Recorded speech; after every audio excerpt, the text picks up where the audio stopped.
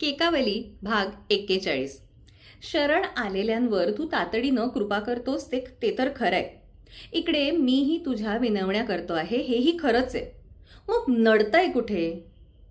या संबंधात विचार करून पंथ अखेरीस दोष आपल्याकडेच असल्याची ग्वाही देतात. शिवेन तुझी या पदा अदयताख्य दोष क्षण, प्रभो चुकत सोतरी करीस तूची संरक्षण. नसेची शरणागती घडली सत्य अद्यापिती, रुचे विषय ज्या मिळे अमृत तेन मद्यापिती.